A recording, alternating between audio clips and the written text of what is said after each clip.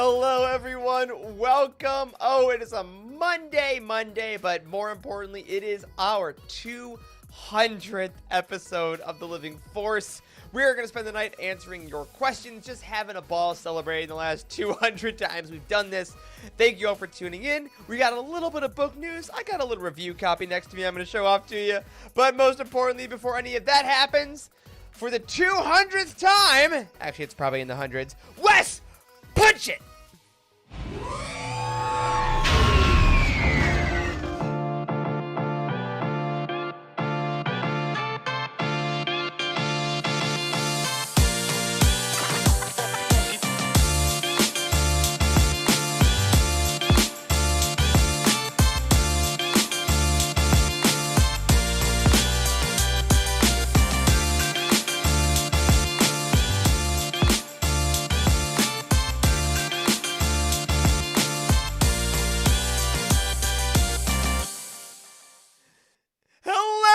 And welcome to the 200th episode of The Living Force. My gosh, I'm your host, Eric Eilerson, and joining me tonight is a lovely bad batch of people to celebrate 200 episodes talking about our favorite fictional universe, starting off with the man, the myth, the guy who I saw in person this week. It happened. It's Dr. Charles Henkel. Hey, man. That's true. Perks of moving closer to me. You see me in real life occasionally, right? Yeah, Eric came over. We watched a Miami game. Miami lost that game. Close, so though. Eric is never invited to another Miami game. But yeah, no, it feels good. It feels good to be here at episode 200. I'm kind of waiting for Corey to run in all sweaty and out of breath and say, we misnumbered the episodes. This is 199. But we'll see.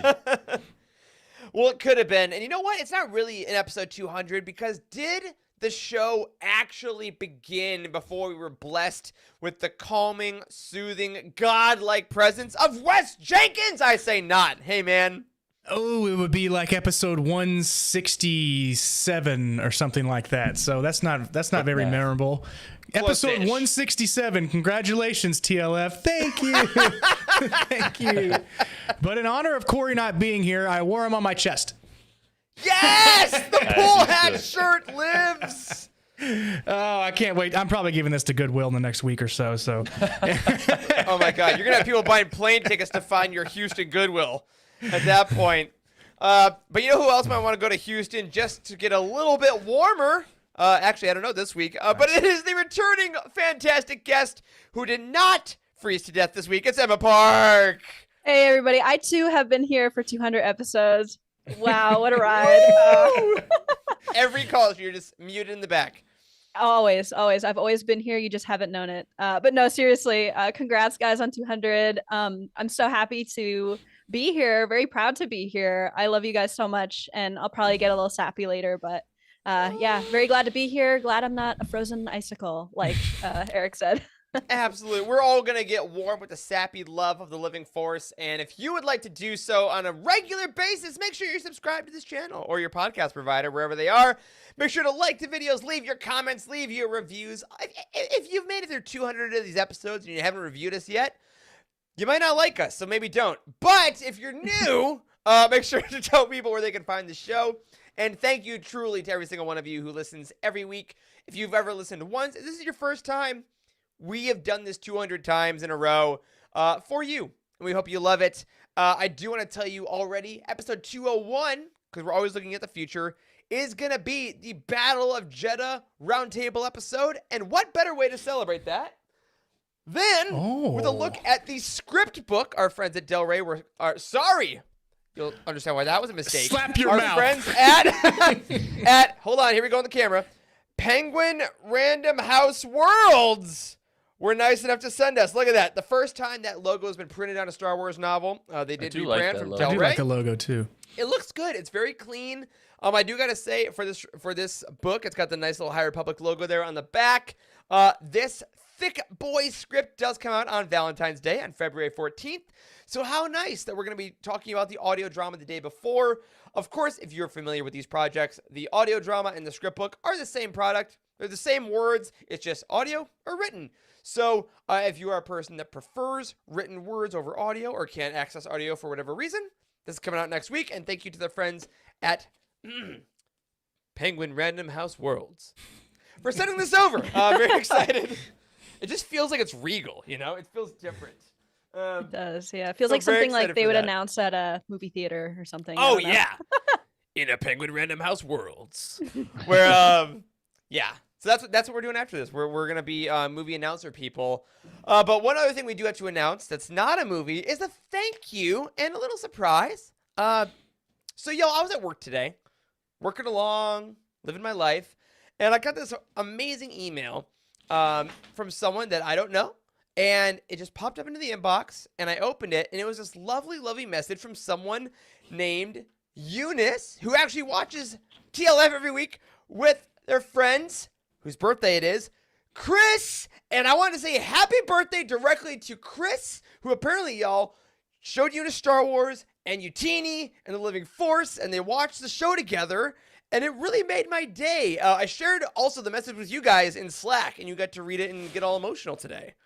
Yeah, that was incredible. I think they even said, right, that they had like a Utini's event, like a little watch party Oh event. my god. Yeah. Cool. So that's awesome. So happy birthday, Chris. Well, I shouldn't say happy birthday, Eunice. Happy early Eventually. or belated birthday, Eunice, to you too. Thanks for watching, and may the force be with you both.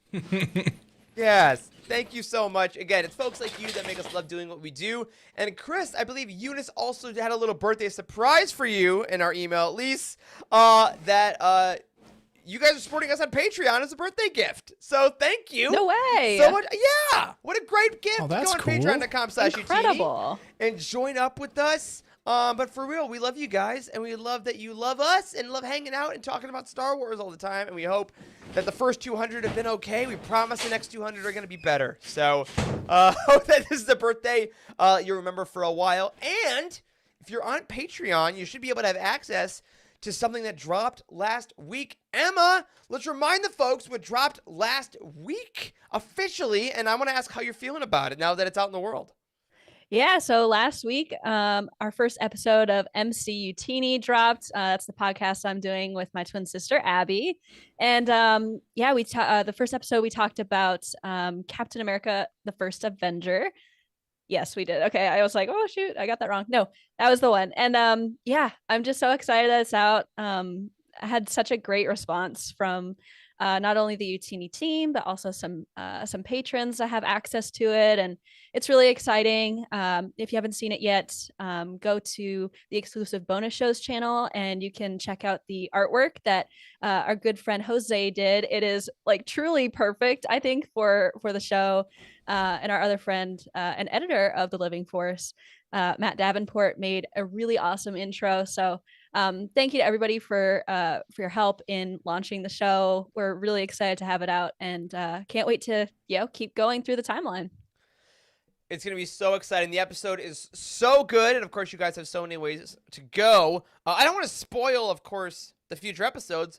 But you know what? In honor of MCU Teeny, we didn't do this last week. And it's not one of our questions this week. But I want to ask, let's just do round robin, y'all. What's your favorite Marvel movie? What's your favorite Marvel movie? Charles, I'm going to start with you. Top of your head. Favorite Marvel movie? Captain America, the original one, is up there, but I think I'm gonna have to say Thor Ragnarok. Great pick. Emma, our reigning expert here. Also, for those watching the video, this is the cover art for MCU Teeny up Beautiful. here. So good. Oh my gosh, so good. epic. Emma, what do you got? So this is like when somebody asks me my favorite Star Wars book, I get nervous because I have so many that I like, but my gut instinct is to say Civil War. I just really love that movie. It's a great ensemble movie. We're introduced to so many new characters. I think the one that really like piqued my interest in Marvel though had to be Captain Marvel. I feel like she's a great character. I know that's like not, a little controversial opinion, but I love that movie so much. It was the first Marvel movie I saw in theaters. Actually, I binged them all one week when I was sick or something. I binged all the Marvel ones, and then I was like, oh, I can go see them in theaters now, and it was like a ton of fun. And now I'm hooked. So, yeah, hard question, but yeah, I love them all. That's pretty good. It's pretty good. Wes, where are you sitting? What are you loving in Marvel? This is a hard question because I haven't seen very many of them because I lost track. I lost track after like Iron Man 3, and so and then there's a couple. So long and then ago. like a lot came out, and I was like, "Whoa, I am way behind." So this show is right up my alley, actually. But I would say that my favorite one that I have seen that I do remember that leaves like a lasting impression on me is Guardians of the Galaxy. I liked Chris Pratt's Star-Lord. I love his name first of all, but I also like the satire behind his character, and that whole movie was really good. So I'm gonna say, Guardians of the Galaxy was really good. It's a good Very pick. solid. I'm gonna be pretty cliche to end here. I mean, Endgame for me is still just I walked out being like, they did it. Can't believe it. They nailed it. Yeah. They nailed the landing, and it got everything I wanted in there. Winter Soldier is also very high for me, and Black Panther. Same. Those are probably my trifecta. But tons of amazing movies, of course. And follow along with MCU Teeny over on Patreon. And thank you to all those who do, especially, one more time, the birthday person themselves, Chris. Happy birthday. Enjoy MCU Teeny. Enjoy the rest of you, Teeny. And hopefully we answer some good questions here. So we'll see how that goes on. All right. Before we move on, though, we do have a very super quick and, frankly, pretty surprising Star Wars Weekly Roundup. It's the Star Wars Weekly Roundup.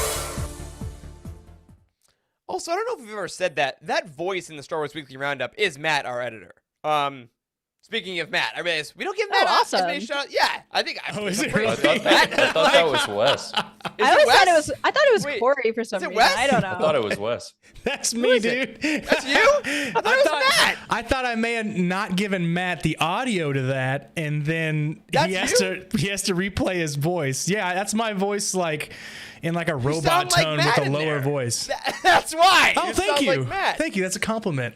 All right, he's Matt, a let's great take all that voice. out. Yeah. Let's take all that out. We edited a ton of this show. Anyway,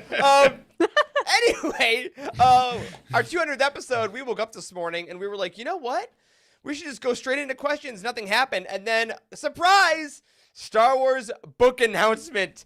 Brand new book that no one knew about got announced quite literally this morning, and it is called Crimson Climb. This is a new book from E.K. Johnston, writer of Ahsoka and the Queen's trilogy, all about the amazing, phenomenal, and drastically underused, outside of comics, Kira from Solo. This looks like it's going to be taking Kira's journey from basically leaving Han in the beginning of Solo until their meeting, because it does look like on this amazing cover here, she does have the dice still. So we know this is before she gets reunited with Han. So Solo 2 is still on the table, right? We're still going. Mm-hmm. But I just want to get y'all's initial thoughts on this. I think that, Emma, you were actually on for the Queen's Hope Roundtable most recently, where we That's talked right. about E.K. Johnston's most recent book. We were a little divided on that book. It wasn't our favorite necessarily. She's been kind of up and down with some folks, but Kira, I feel like, has been a star in the books and comics world. We've always wanted more. So how are we feeling about this, y'all? Oh man, I'm so excited. First of all, while we have the cover up, can I just say that it's giving Scoundrels? Like, Yes! it really is. Literally, Yeah, it the cover of does. Scoundrels. It's the same pose. Yeah, literally. Lean up against the wall. Yeah. I love it. I love it. I don't know if that was like on purpose or anything, but if it was, like, brilliant choice. Well done. Yes, very well done. I am very excited for this book. I think it's a very infamous story at this point. My reaction to, that final page of the first issue of War of the Bounty Hunters. I feel like I've told that story like many times, just scaring everyone in my house with how loud I was screaming. It was just an amazing experience. So getting her in all the comics as of recently, like all of War of the Bounty Hunters, Crimson Reign, Hidden Empire, has really been awesome because she is just like such a good character, but there's definitely a gap in her story that we're missing because her characterization in Solo is very different from how she's characterized in the comics, but not so much that doesn't make any sense. It just feels like we're missing part of the puzzle, and I think that this book is going to give that to us. And I know that E.K. Johnston's writing isn't necessarily always a favorite of people, but I think I said this in Slack earlier today, like Kira is such a different character from Padme and the Handmaidens, and she lends herself to a lot more action, whereas Padme and the Handmaidens were typically more like involved in politics and sort of debates and discussions. So I really think that if you didn't like her writing in the past, to give this one a shot, because I'm feeling very hopeful. And I mean, it's easy for me to say I did enjoy the Queen's trilogy as well, but yeah, I think this is going to be awesome. Yeah, absolutely. I think that I was reaching over to my bookshelf here for a second because I wanted to grab another book. If you're excited about this and you haven't read this yet, I wanted to bring up Ray Carson's Most Wanted.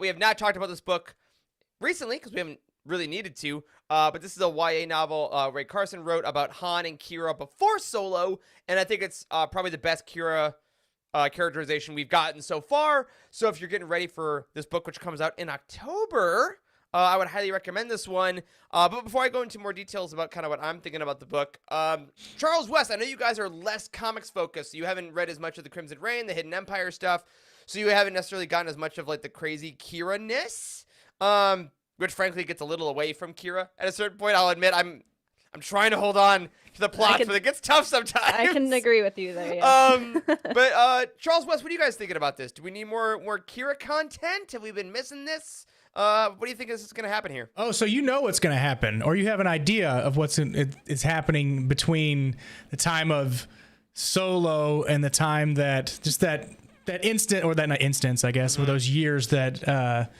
Han was away from Kira. Well, this one, no, because the comics are after Solo. So this is like when she's with Maul, like post everything. So hopefully, yeah. So this, interestingly enough, JG just put in the chat that EK confirmed that it's during Solo. Okay.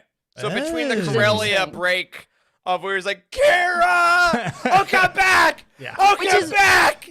And Which is great, though, because I want to know, like, how did she get involved with them? Although I do have to fix our article on the site, because when I posted a brief article like announcing this book, I was like, it might connect Solo and War of the Bounty Hunters. I gotta fix that. I was very wrong. We have no patience for incorrect information on our site, Emma. So fake news. We have integrity.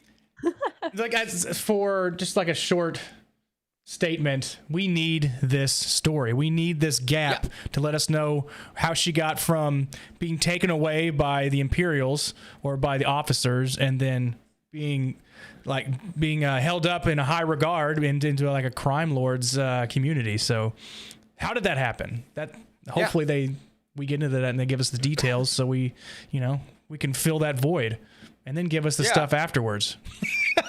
Like is it like Ezra where she's just walking around and then Maul's in a cloak like, hello there, would you like to join a crime syndicate? And it's like, oh, okay. Sorry, Charles, you had something. That was actually a pretty good impression. No, I'm excited for this, mostly because Kira, I think, is that character, one of the more recent characters where I'm like, I want to know more, I want to know more, I want to know more. And you're right, I'm not a comics guy, but I actually have been reading those comics. I'm not 100% caught up, but I do know a lot of the stuff that happens down the line. And so I'm definitely going to appreciate this one. But that is really interesting that it's during the time of Solo. I was not expecting that, but there certainly is plenty more story to tell there, what people were doing behind the scenes and whatnot. So sure, why not bring it on? Exactly. And I think if we've learned anything doing this show for 200 episodes, is that we have no idea how publishing works, and we don't know why they put things out when they do. Point. You know, I can be like, oh, Kira's in the comics. Oh, Kira's going to be in books. Clearly, they're going to make a Disney Plus show. No. Maybe. Like, there's probably no rhyme or reason. Yeah. Let's be real. Let's be honest. With the amount of shows they've probably canceled already, there's room on the slate if they wanted to add a Kira show. Good point. True. Rangers of the New Republic, anyone? Anyway. Yeah. Rangers of Crimson Dawn. Let's do it. So, anyway, that book comes out in October. I believe Mike Seglain on Twitter did confirm that. Yes. So, we'll keep you guys posted. and any and all new Star Wars books are great. But of course, there's going to be books coming out before that, including, as I already said, the Battle of Jedha script book is coming out next week on the 14th, and Star Wars Jedi Battle Scars by Sam Maggs is coming out on March 7th. And you know what?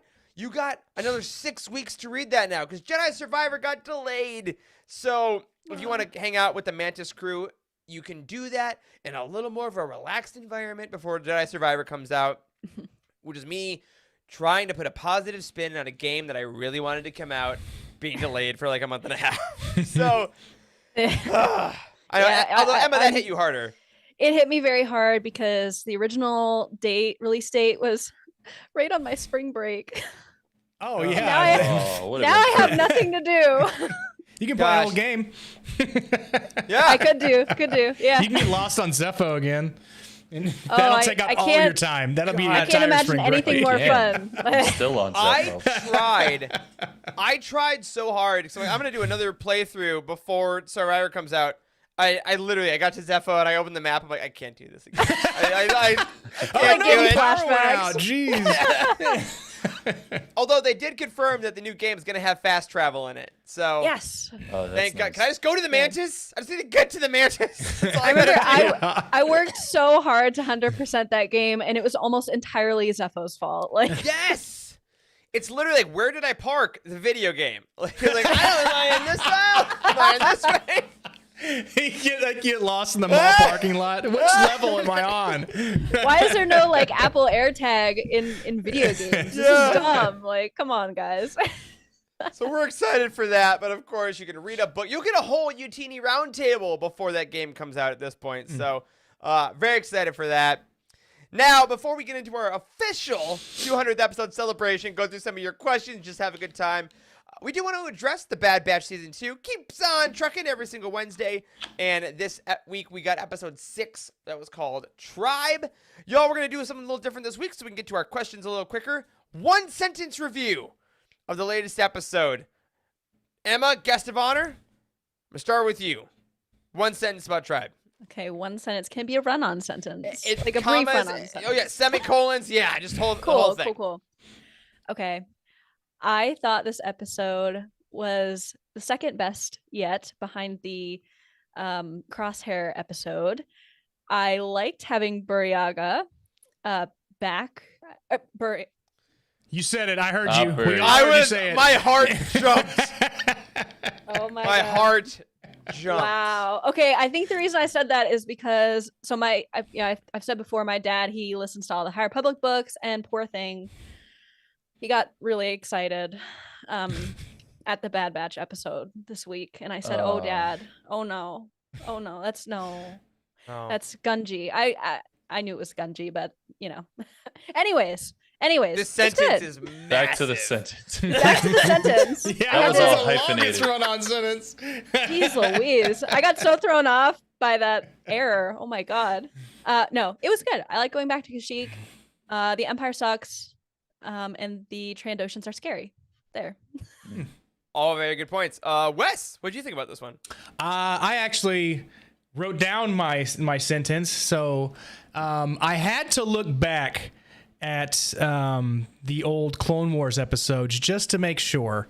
And when I first saw Gunji, I was like, he looks incredibly familiar, and they made his image look like very similar, but in a grown-up way, obviously, because it's the same freaking person. But they did a really good job with that, where everybody noticed, like, that is the Wookiee from the Clone Wars episode. Holy crap. And then probably made people go back and watch The Gathering, and might also have a long run-out sentence. I'm done. Thanks. Incredible. We would all nail English paper word counts. Close and your margins. therefore, it could be said so forth that perchance. Anyway, Charles, Such as. we all did it. My sentence is as follows. It was better than last week because of Wookiees with lightsabers, but I'm still wondering, where are the arcs? Where are the arcs? I agree completely. There's no My flooding sentence going is on. It's still being built. So 2 Wookiees at it, 2 by 2. All right, my sentence is as follows. I agree with Charles. is a There you sentence. go. Yeah. Easy sentence. It's my favorite sentence in the English language. That's it. Yeah, again, good time.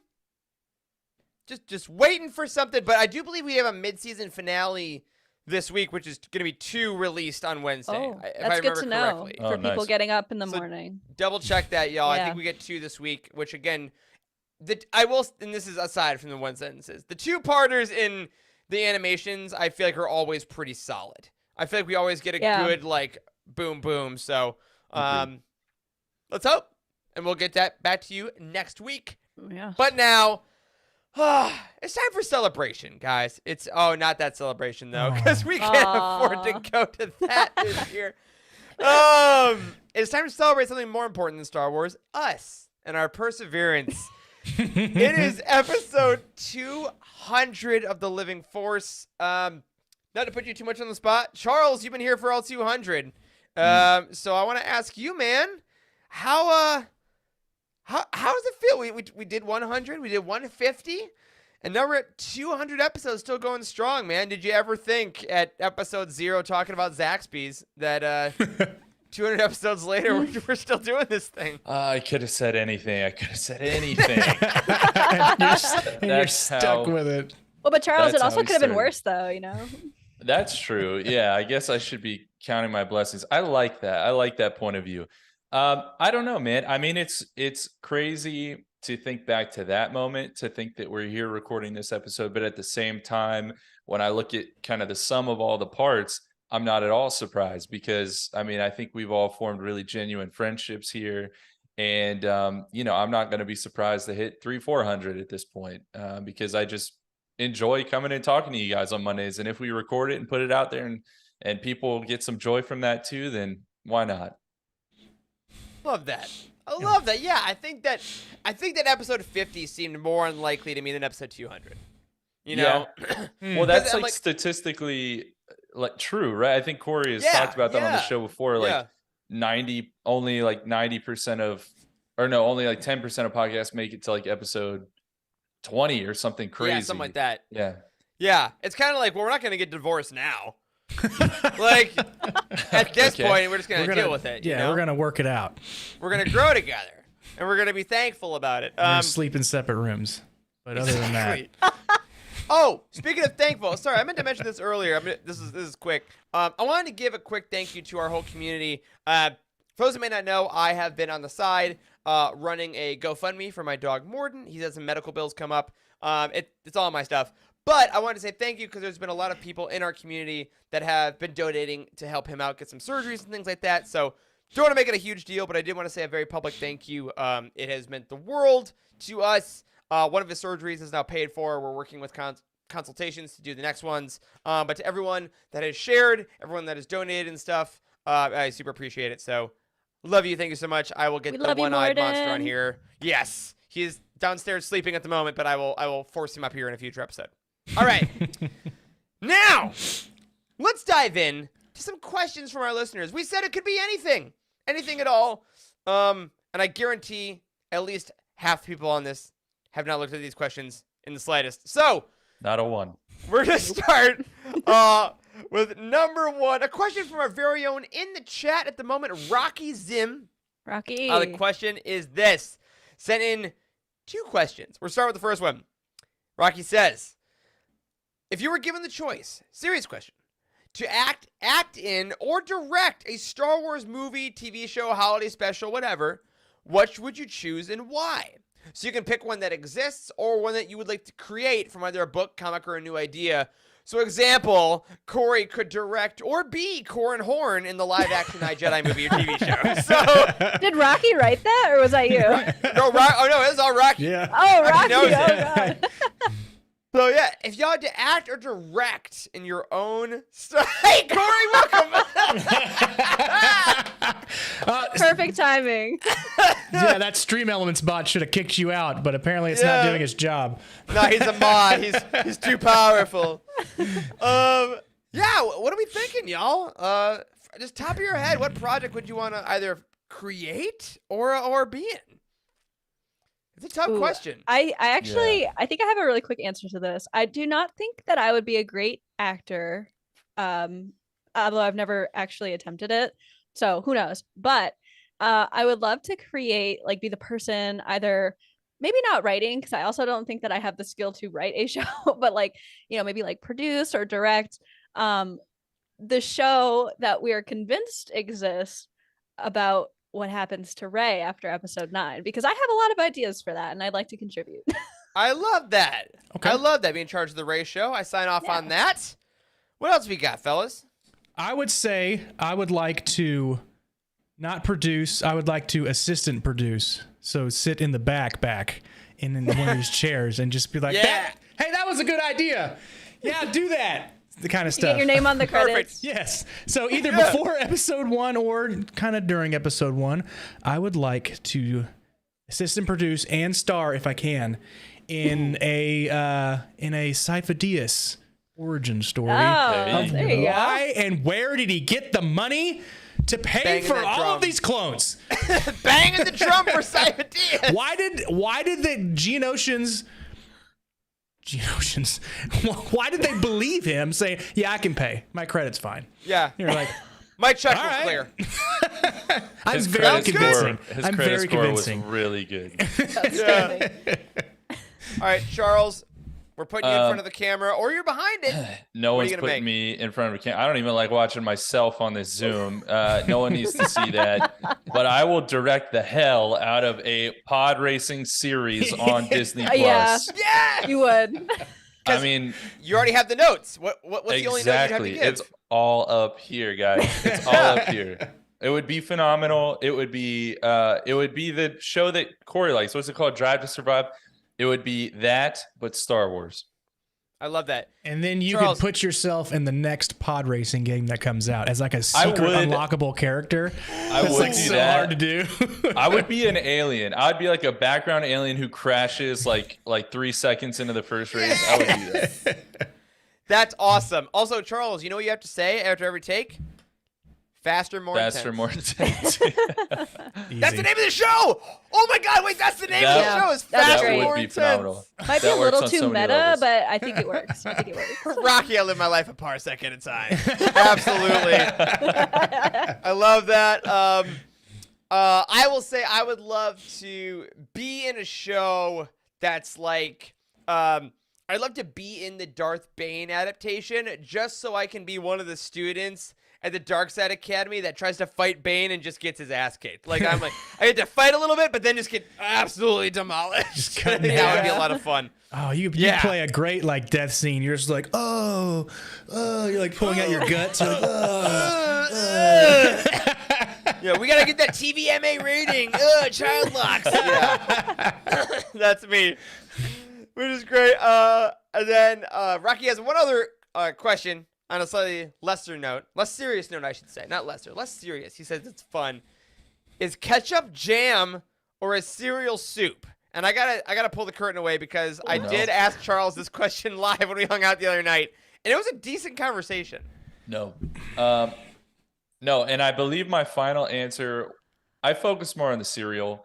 My final answer was cereal is not soup because there's both alphabet soup and alpha bits, which is cereal.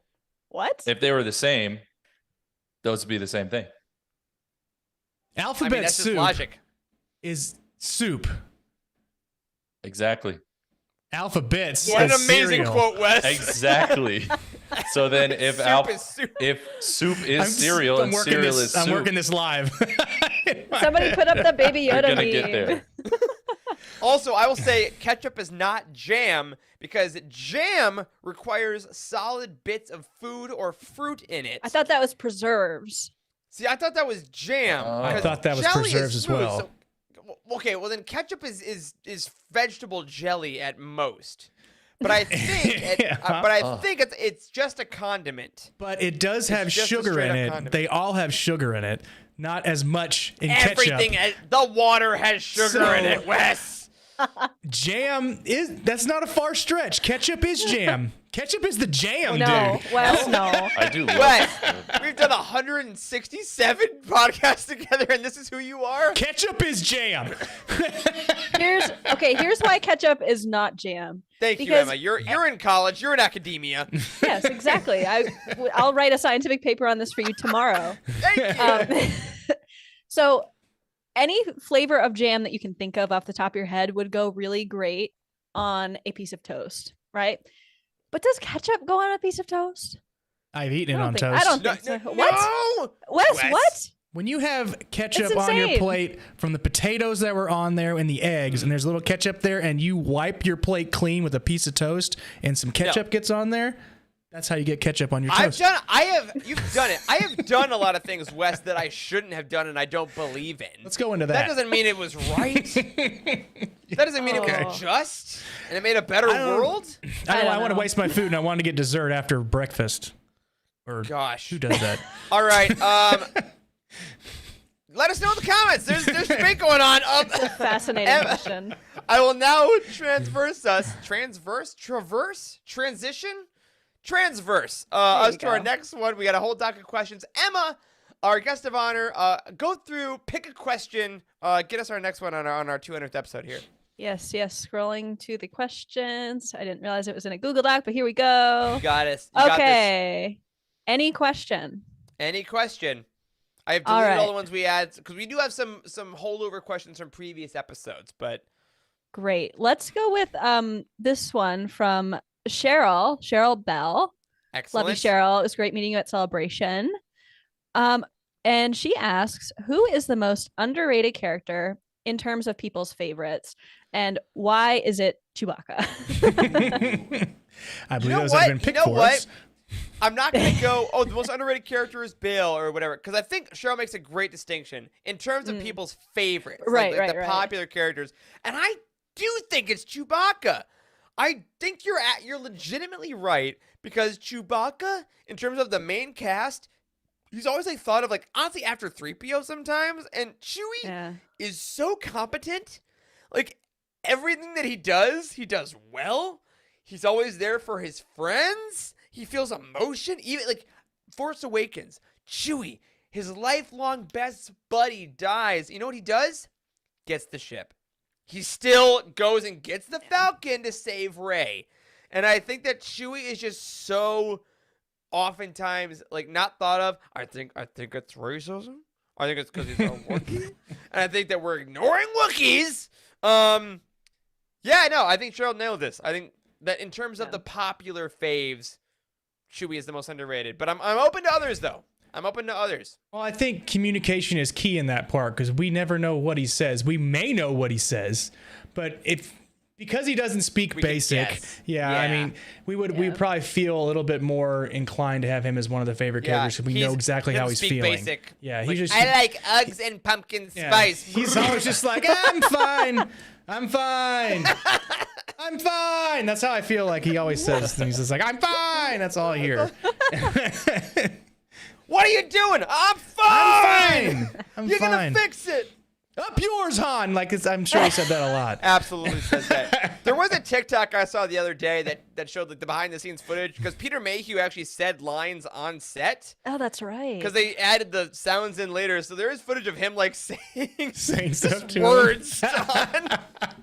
That must have been so weird. Yeah. Like during, especially like filming for Empire, like after watching the movie, having heard Chewbacca's voice, and then Yeah. coming back to set and hearing like, "Hey, I'm Chewbacca." Like, Yeah. Chewie, what are you doing? What do you know? It's me, a Wookiee. All right, great. Like, I don't know. I haven't watched God, him it as was much. terrible Wookiee. Or it's like Jabba. Jabba was that human Oh, the that Irish Han, guy. had Yes. to talk to. Yeah. All right, so okay, two for real Chewie. talk. Real talk. I think I'm gonna go to Rogue One for this, and I think I'm gonna say K2SO. I feel like he's a very okay. underrated Yeah. droid. Like when you're talking about the main droids of the saga. I feel like he's pretty underrated. I mean, he brings awesome humor. Yep. He's kind of a badass. He just kind of like caught a grenade and then like threw it back at the person that threw it to him. So That's that's great. pretty cool. Great moment. And he sacrificed his life for everyone. Spoiler alert. But yeah, Wow. I think he's great. Who among us Yeah. hasn't, at one point or another? Right. He is like Exactly. 12 feet tall, right? He's like super tall. Yeah, so he's he has, huge. Yes. So he has, God, he has an love appearance. K2. I agree that it's a droid. I think though that it might be 3PO That's a because good answer. we all kind It's an of answer. are conditioned to not appreciate him because literally the characters in the movie don't appreciate him. Like how often Valid. is Yeah. Han or Valid. That Leia makes sense. calling him a Yeah. name or hating on him, and all he ever did was help. 3PO! Yeah. Oh, where can he be? Yeah. Oh, listen to them all to their time. Yeah. I think 3PO, and he's one of those through lines that you don't necessarily always think about, but like Anthony Yeah. Daniels and 3PO are always there. Mhm. Yeah. And 3PO never missed a celebration. Very key. He's been to every Yeah. single Star Wars celebration for what that counts. The other thing too, I mean, 3PO just like catastrophizes everything, but I feel like that should be very relatable to us. in Very this day and age. 2023 True. energy. Yeah. 3PO. If we're made to suffer, it's our lot in life. You know what? Maybe. Maybe we are. Maybe. Oh gosh. Awesome. Charles, that was a good take. What's our next question? Take a look at the doc here. Oh, next question. Okay, let me put down my drink that I'm pouring. Oh, I'm so sorry. That was my fault. Next question is, well, I'm going to choose this big screenshotted one Excellent. from Stephanie Mack. Stephanie! And Stephanie says, I want to know what is the most prized thing in each of your Star Wars collections. And I want to know the story behind it. How did you hear about it? Where did you finally get your hands on it? Tell us that story. Oh, Ooh. That's such a that's- disadvantage because I don't have my stuff with me. So I can't look yeah, that's around. really hard. Okay. Okay. I don't think I have a great answer. It's nothing that's here with me, actually. Interestingly enough, probably my most prized Star Wars possessions are at my parents' house still, under the bed in my childhood bedroom, because that is where I still to this day have all of my original Star Wars action figures that I would play with just to no end. I mean, like hours That's and hours solid. and hours and hours. I have one in particular that my very first dog chewed the hand off of, and it's still in that box, and I can think of it off the top of my head. Like I made little home movies with all of these things. I still have in there because I still use these as action figures. I have 2 cake toppers from probably like my 5th birthday, something like that, of Luke and Vader fighting each other. And they're cake toppers because they have the little base on their feet that shouldn't be there. But those are in that box. I mean, like that box, even though I don't have Good it box. with me, is super meaningful because it's just nothing but good memories. Damn, that's great. I mean, who among us doesn't have an action figure with the hands chewed off by your dog? I mean, Didn't have a dog at that point. It was a very Star Wars-esque thing for her to do, Yeah, I know honestly. I mean, I will say I'm gonna do a part 1 and then we will get another one. I have one, my Tantive Lego. Charlie's mom got for me for Christmas. It was my first big Lego build that started me off on a thing, and then it had my Bail Organa minifigure. It was like the first day I really spent doing that hobby, so that's huge for me. But I do have 2 more that I'm gonna get. So Wes, Emma, go do your thing. I'm gonna walk in my office where all my stuff is. Oh, okay. So I have a couple as well, but I would say that the most favorite Star Wars item that I have is the medal from Episode 4 that you gave me for I think it wasn't Secret Santa, but it was just for like Christmas or something like 2 years ago, and that I got one for all of you yeah, guys. and that really made me feel like a part of the crew because now I had a medal like Chewie, and I could hang on to this. But it was super cool that you had decided to do that, and I love that thing. I have it up on the top of my bookshelf, and I'd wear it, but I want to keep it nice in the box. That's awesome, man. Yeah, I have mine right over there on my door, hanging. I don't I blame love you. that thing. That's so cute. So this is hard to do from memory, but also it's just hard because I have a lot of things that I love. Like I've got some autographed Funkos that I love and a bunch of like Legos that I love. However, I have narrowed it down in my mind to two. One of them being this big Star Speeder 1000 playset from Star Tours. That was like one of my like favorite toys as a kid, and like you press the button and it makes the do do do do like the door opens, and it's you just had that I in don't know. Cosmic Force one time, didn't you? I think so, yeah. Or it was I remember Legends you Look brought that Back. up. One of those two. Yeah, one of those. You brought that on. That was Yeah, great. I love it so much. I just have such good memories with it. I would say that one of my more recent things that I just cherish to no end would be my High Republic box set that I got signed by all 5 of the authors, because not only is it like such a cool thing. Yes. Was that one of the things you were gonna show? I have 3 things. Keep going. Eric Not gets to it. Eric. Surprise, surprise Look at that the all- man's surrounded look by at all the Funkos. Yeah, no, it's incredible. But yours is incredible. Mine did not get signed by all of them on here, Yes. but you got all the signatures, which is I incredible. went to Celebration. I told myself, Emma, you're not gonna spend $250 on books you already own. Okay, you're not gonna do it. And then I went to Celebration store a couple times, and I remember I was in there with Eric, or no, I was in there with Tim. It was Eric or Tim. I Well, can't remember which you one. were there with me when I got mine, at least. That's and I was right. like, That's you're right. We Emma the enabled each Enabler. I'm like, other. okay, here we go. yes. That was it. So then, yeah, I saw you get it, and I was like, oh shoot, like I'm gonna regret this. So when I went back with Tim, I decided to get it, and then somebody had like the brilliant idea of when a big group of us went to see all 5 of the authors at the signing, which was also a really great memory. I just have really awesome memories of standing in line with you guys and just hanging out and getting it signed. It's just like such a cool, just a physical embodiment of a memory. It's just really great.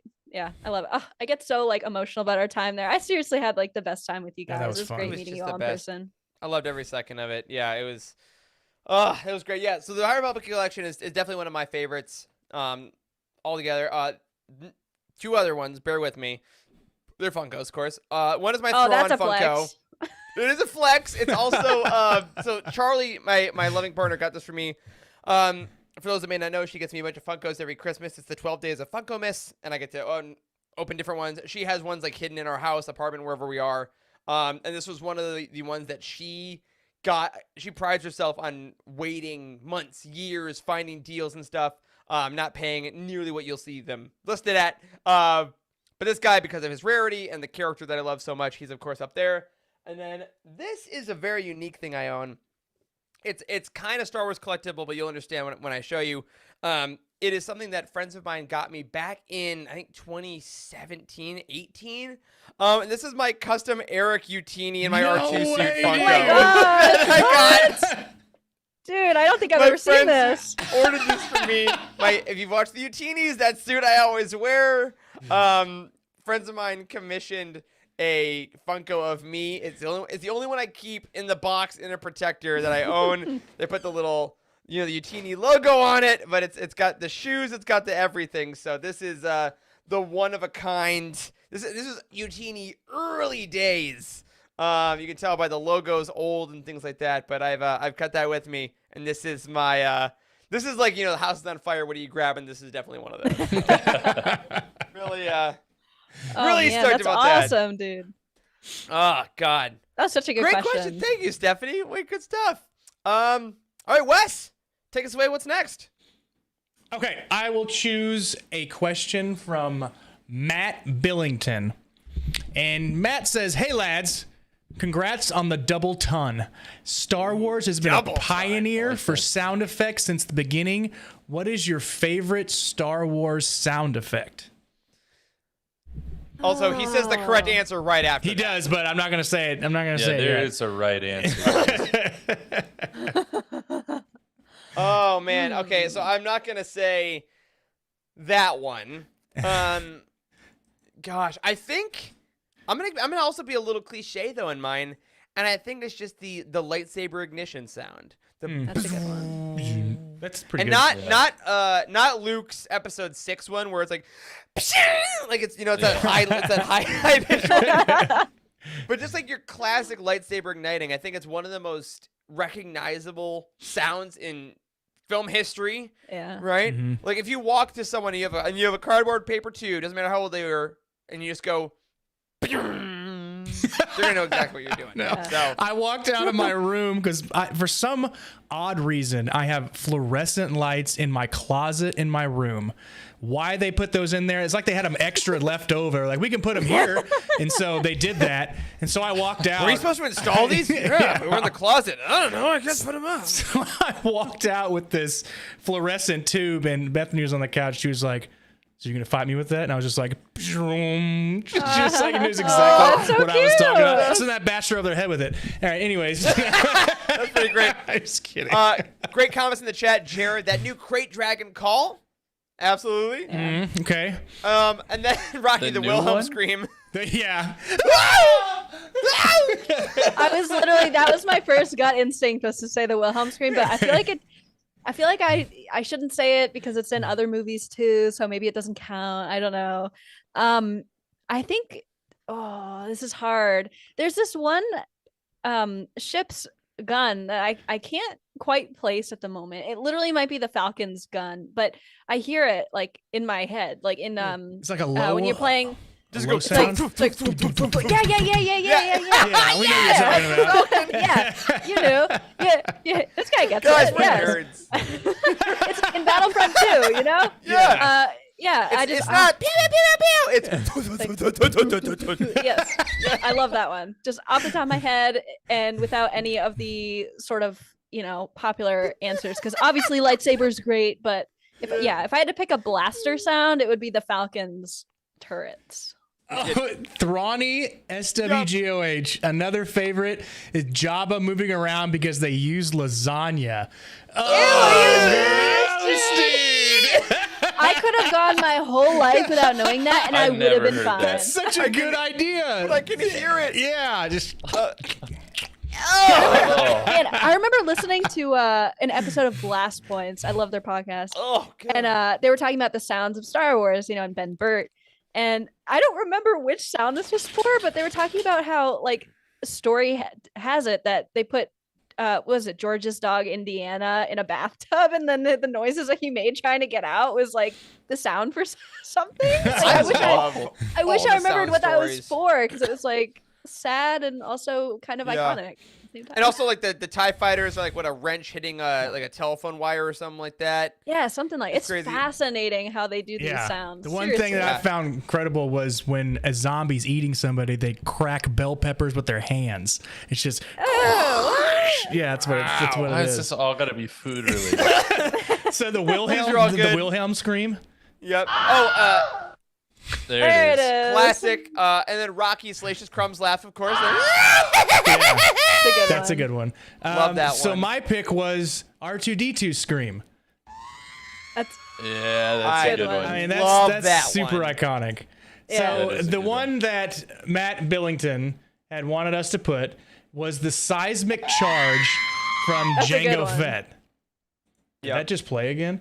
Why not? Let That me- could forever let's go get taking to over. That is the All right. answer. Though, So right? yeah, it is the seismic charge. Yeah. So I'm gonna see if I can just throw that up here for everybody to listen. Seismic charges.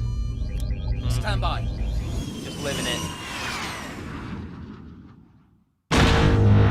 Oh my gosh. And it's just the Yes. silence. The silence before you see that charge go off, you're like, what? yeah. It's happening. Boom. I have to say that like doing Geonosis on Star Tours with the seismic charge, I don't think any scene on Star Tours beats that. I agree. Like legit. I agree. It's so good. I didn't get to So do good.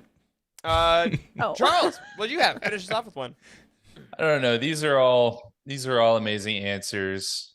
I think what I'm ultimately gonna go with, because I always go back to this, guys, is some of the pod racing sounds from those engines. Yeah. They're up there with that. Exactly, yeah. And how they do such a good job of how they sound far away. And then as they go by the camera, it sounds a little bit different. You know what I mean? Like And it fades whooshing away. by. The Doppler effect, yeah. Yeah, I love it. Yeah, your fancy And science good. term for that. Oh, yeah. you know what's another easy one? Yeah. You know what's another easy one that just came to me? Just anytime a door opens in anything, it's like, Oh! you know what I mean? Yeah. Like that little sound is Yeah. fun. How did no one say this? Rocky in the chat. Utini. Oh, God! That's it. That is a good one. Correct one. That's the correct one. Yeah. All right. Next question I want to take from our friend Elliot, who we met at Celebration. Had a couple questions. We'll do this one first. Throwback in honor of episode 200. And Emma, I do forgive us for this one here. Okay. What's the funniest memory you all have from the Utini book box days? Oh, I used to get those in the mail. Okay, well, yeah. So as receiver, it could have been that. I will say I have one. I don't know if I've ever told this story on the podcast. So back in the day, Utini, we had a moment where we started to add a comics box. Wes has talked about the comics box a couple times. You got into the graphic novels, things like that. Mm-hmm. And up until that point, all of Utini had been shipped in these plastic mailers because they were cost effective, and Corey, I'm sure, could save like 40 cents or whatever. So we used these plastic mailers. And my buddy Ian, who was in the chat earlier, he got the comics one. And when he got it, it was like all crinkly and bent. And he sent me all these pictures and sent them to Corey. I'm like, dude, what are we doing? Like, we have an issue. And that single text is the reason that the Utini book bags turned into the Utini book boxes. Was a single text of a bent graphic novel. I remember that day being like, oh, God. And then this is my first time of seeing Corey really on we have a problem. I'm willing to change everything we do. Because he got a single text and Corey was like, we're going to cardboard, like that day. And it was like, if you ever worked alongside Corey, the speed at which Corey will totally upend an entire process if there's something more efficient is really incredible. And that for me was hilarious because I had never seen it in action. So the fact that it's scary the first time you see it. Yeah, I was like, okay, now our entire platform is shifting to boxes and custom duct tape. That was a hell of a day for me. So I was part of, that was the reason that I found out about Utini was the book boxes. I loved it. I loved not knowing what was coming to me every month. That was super cool. So I first started getting the books, and then I moved to graphic novels.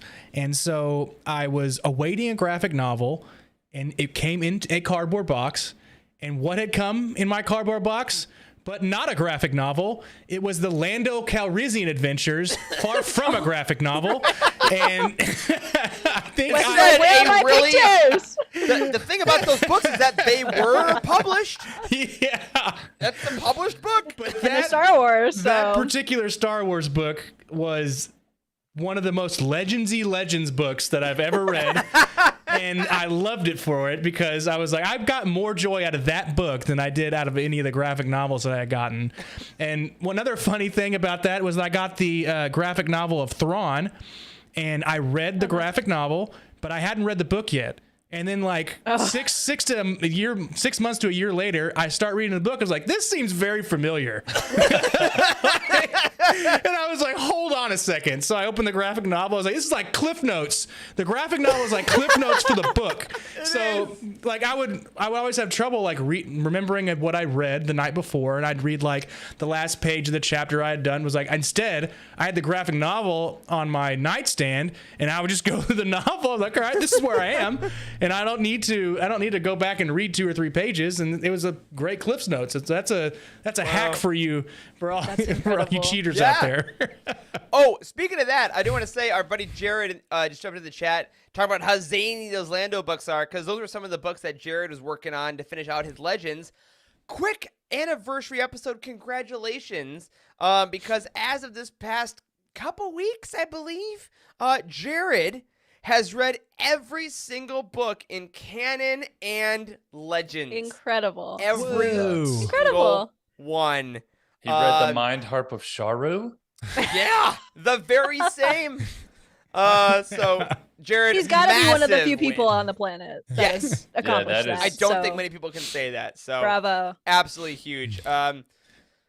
What else we got back in those Well- early book box days? So I have a sentimental moment where I got one of the boxes because I subscribed as well, and I have a puppy picture the day I brought Coda home, and he's curled up next to the book box because I was like, look at all this newness. I have my Oh book my- box. I have this new dog, Oh my god. and so I still have that on my phone, and it's adorable. I think I want to say the solo novelization was in that box. I'd have to check. Sure. The other thing that I remember is when I joined, it was obviously super early, but the whole process had already started in terms of the box stuff, or at least I want to say that it had. And I remember thinking that I had discovered something really crazy and really cool, and I found out that there was this old Legends book called The Last Jedi. And I was like, oh my God, did you guys know? I like hopped in the Slack. There was like 4 people in there at the time. And I was like, did you guys know there's a book already called like The Last Jedi? And I think Corey like texted back like, 15 seconds later, was like, yeah, we like featured that book last month or something like that. And I was just like, oh, okay, cool. Yeah, no doubt. I also know about that book. God, So just back make when sure Slack everyone else had like did. 7 people and like 5 to 7 people. Yeah. Oh See, my nowadays God. that would be very embarrassing, but not that many people knew about it. But now I have shared Until it you with just broadcast it on countless the others. internet. Yeah. Exactly. That's hilarious. Can I say my funniest? You thing from can the book absolutely boxes? finish this off. The funniest part of that era is when I ordered the book boxes, but I had only read like the Aftermath trilogy. Those are like the only Star Wars books I ever read. But I Team was like really Aftermath. confused about stuff. And then the first box that I was sent had Lost Stars in it. And now I have been with Utini Lucky. for 3 years. That's the funny part of the story. That is was he it? sent me one book. I got hooked. And now this is what I do. Here we are. God.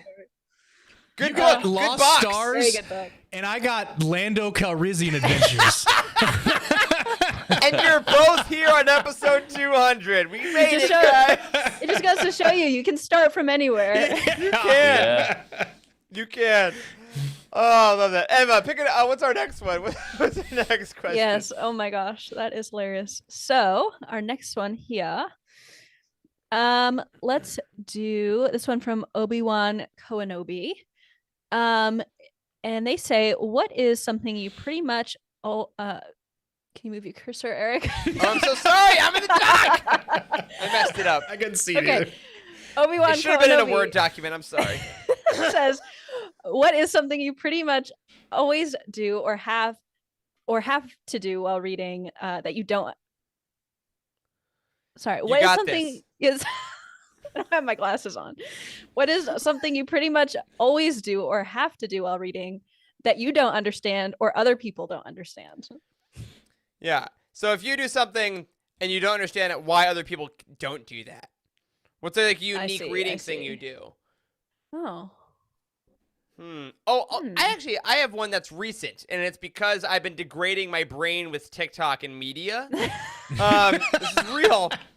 And here's the thing: if you're in like multiple Slack channels, your ability to read sucks because you're like something might be happening. Yeah. So whenever I actually like read, when I sit down, I'm like, I'm gonna read either a review copy of a Star Wars book or a regular book. I'm just like, I'm gonna sit down. I have to put my phone on Do Not Disturb.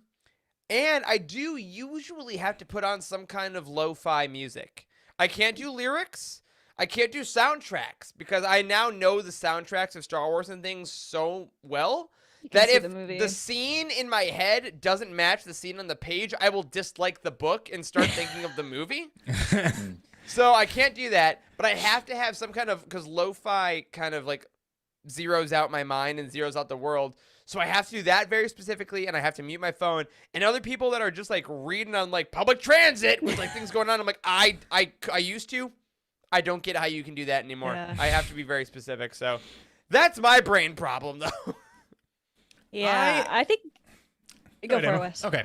I haven't done this in a while because I've listened to audiobooks specifically, but I would or I do next time that I pick up a solid real copy that I can hold tangible in my hand. I have the audiobook and the real book in my hand, and it reads it to me as long as it is an Dang it, unabridged Wes, that was version. gonna be mine. Well, Wes, lucky for you, next Tuesday on February 14th, the Battle of Jeddah script book is coming out from our friends at Penguin Random House Worlds. It not only helps me follow along, but it also helps me like kind of read back while the scene is going on. I can like, oh, what did they just say? And I can read back to the scene a couple sentences before to kind of, I guess, confirm what I had heard. And then I can just catch up from there. But I like having somebody read me the book. It's nice. Yeah. It's like I'm in kindergarten again. Your parents read you books to go to bed, Wes? Was that a big thing? You know, I don't recall they ever reading me any books when I went to bed. I think they just told me to go to bed. And it didn't work. Oh, cool. We don't have to dig into that psychologically. I'm sure you're not just trying to reach out for what you missed as a child. You don't have to worry about that. Charles, what about you? Let's talk about, neglect, everybody. Oh my geez. god. I was never hugged as a child. No, I just crave physical affection. Charles? Turns out that's a coping mechanism, I think. Turns out. Wes, I was legit going to say the same thing. I do it for different reasons, though, because I just cannot stand quietness, but I also can't read with music on. So that creates a dilemma in which I need to then put on the audiobook while I read along with the regular book. The other thing, too, is that, being in college with all of these resources, I have learned that you can get things done three times faster when you listen to it on 3 times speed. So, and Jared, thank you. In a day. Yes, thank you, Jared, for shouting that out. I did read Kenobi all in one day. I was going to be on Legends Look Back for the roundtable.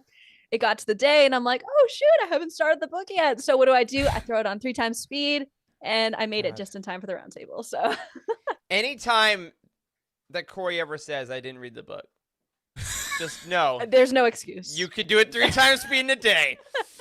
That's so fast. That's so fast. But you liked it too. You actually did enjoy that. Yeah, initially I was iffy on the book, but after our discussion, which honestly, this happens to me with every single discussion, whether it's about a comic, a book, whatever it is, like my appreciation for it grows, even if I didn't love it initially. Like now I look back and I'm like, dang, that was a good book. Like, it's just, other people's opinions just kind of like grew my, it had to kick in. Right. I read it like only, 6 hours before. Right. Your brain was still trying to comprehend what it heard. Yeah. It was still catching up to the 3 times speed. So, Yeah. Charles, what do you? Because you're also like you also roundtable read. Obviously, not everyone as you do, but you are a very specific kind of reader. Yeah, that's where I probably have picked up this weird habit, which I just stopped doing actually, but I'm gonna do it for the next time I do a roundtable. So I had to take notes. I take extensive notes when I read books, especially Star Wars books, especially if I was doing the roundtable. Not just for keeping track of everything that happens, but also trying to figure out Easter eggs and all that kind of stuff. And it helped me, I think, retain information a whole lot better, like for our conversations. Sure. Because, for instance, I've got 1 week to remember what happened in the Battle of Jeddah, and I did not take notes. And that's the first time I haven't done that in ages. And I'm kind of like, well, it was on Jeddah. And there was a battle, and that's about where I'm at right now. So yeah, I mean, taking notes, but even before we were doing full on roundtables, I would occasionally put, like Post-it notes on pages or things like that with notes. I will not write in the book. I think that's okay. That is unforgivable. That's interesting. Unforgivable. I've done that in one book ever. For some reason, when I read Catalyst, I wrote in the book. I don't know why. But I just maybe it's because it was Luceno and it's like so thick that I had to just take notes to track myself. Now I just bring out the notes app like a civilized person. There you go. I remember being so mad at my AP English teacher the first time they made me annotate in a book. Like I was like, "What are you doing this to me? It's this is a book. Like I'm not gonna write in this. Are you kidding me?" I think that's why I write small to this day. Because there was nothing just in those regular paperback books. You couldn't fit anything in one of those pages. No, absolutely not. 1 word per line. Very solid though. All right, let's do Let's do a couple more. We got a little more time here. Who is it? So Emma did the last one. Wes, are you the next one here? Yes. All right.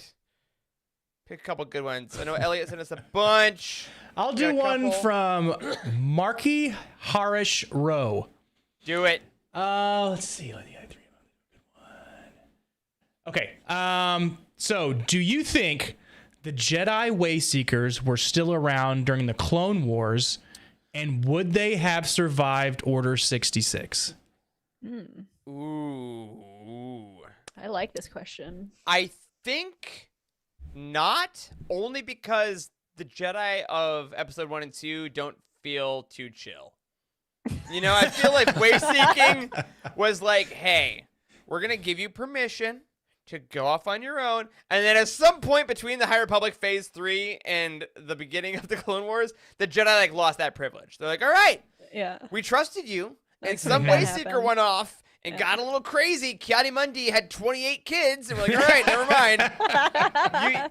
You lost your privilege. So I unfortunately think that I think the actual standardized practice of Wayseekers was over.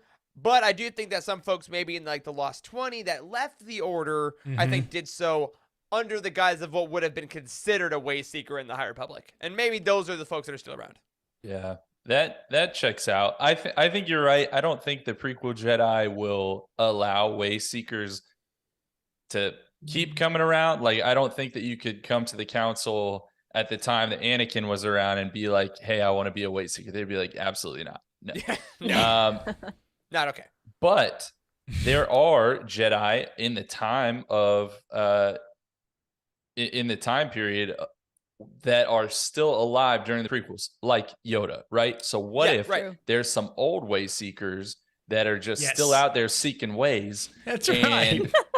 they never heard about going back to the temple, and they wouldn't have been around clones. So maybe there's a few out there, and I do like that thought. That's what I was going to say. Maybe they Wayseeked way too far. And They they seek way Big girl out there. boss too close way to the out sun. there, all right? They were And way so- searching. They were way searching. They way And sun. they're on their way back, but they got close enough to hear what was going on with Order 66, and they Wayseeked back to where they were at. So they're still out there, though. That means they're still out Yeah, there. right. So we can get a spin-off story, you know? So it's Oppo there. Rancisis, baby. Did he it's finally there. take that sabbatical? Did Is he hanging out there? Yeah, did he finally get a manicured and just trim them nails? I think it's God. possible. I think it's possible. Any reason to bring up Team Geriatric over here? That's right. That's right. I can't believe we didn't win. Yeah, I agree with you guys. I think maybe there were Wayseekers, but they didn't go by the name Wayseeker, and maybe they're a bit more like secretive about it. You know, Yeah. like maybe they just kind of like left. You know, like hey, I'm heading off on my mission, peace, and then they just never come back. I think it's possible. Yeah. Could be. I think it's possible. All right, I think we have time for just a couple more. Charles, what do you think? Pick a random one in here. Maybe we got two more. Let's see. Sorry, I'm just having like a thought here about what Emma just said. Like, there's someone in the temple that's just like, what happened to Bill? He's been gone for like 45 years. Like, yeah. All right. Has anyone anyways. checked up on that guy? Man, He was just going to get some death sticks. He said he'd be right back, and I don't know what it was. That sticks. We raise him on the comms? No? It's Okay. the end for everybody. So man. I'm going to choose one of these from Moonflyer because I like this question here. You get to ride along with the crew for any one scene in episodes 1 through 9. What do you pick? Any one Ooh. scene Yeah. to ride along. Episodes 1 through And I think Oh.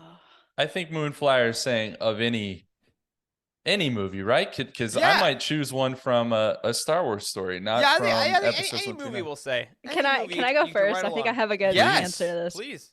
I would want to be in the astromech slot of Luke's X-wing. So stupid when he's doing the. Yeah. Well, We do the just church make sure it's very Okay. well ventilated. Right? You're gonna get shot. Is what's gonna happen. Yeah, true. How you doing back there, Emma? Cracking me up so much. Yeah. I mean, you make galactic history in the back of that extra. That's pretty good. I have a super easy one. Are you ready? I'm gonna be in episode 2. I'm gonna be in the transport going from Coruscant to Naboo because it's just a smooth flight Yeah. with Anakin and Padme, and then Okay. you're on vacation. Yeah, That's it. fair. That's Playing it. it Yeah, safe. You're playing it I'm just gonna safe. sit in there, and then hey, we're on the beach. Everyone's hot. What a great day, and that's it. I want danger. You want peace. I just want. I'm in my 30s. You're in your 20s. That's the difference. Oh god, That's where I am. I end up on a Naboo beach. that does sound nice. Man, this is hard. It Because is hard. I would like to say that I want to be on one of the skips from episode 9, just to like, because I like being on a boat, so that's fun. But that's not fun because like how high the waves are, it looks like Oh, you're God, going to it's die. horrifying. Yeah, no. No. And then my second choice is from the same damn movie, and it's light speed skipping, going through all that. Like, what happens to your body as you're still Yeah. going forward and back and forward again and back and forward? That would Back and be forward. a fun addition to the Fun. Millennium Falcon ride at Disney. That would be good. That would be good. Oh my my god, I hate to bring this up, but the Millennium Falcon ride at no. Disney, and I was the guy on the right. I think I was up and down, and my buddy was on the Yep. left, and did the left and right. And we were going pretty good for a good like minute and a half, 2 minutes. And I look over, and he is just, oh boy. Oh no! I was like, keep it together, man. We only got like 15 seconds. Just hold it in. Funny enough, that also happened on the time that, not to me, but I was with my dad and Corey and Kate was my co-pilot, and she was gonna be sick. Like I was like, Kate, hold it together. Oh, bless Smuggler's Should've Run. I do not bypassed do the well. on that. Smugglers Run. I do not do well. All right, so Oh, Wes my is light God. speed skipping and making himself sick. Charles, where are you headed?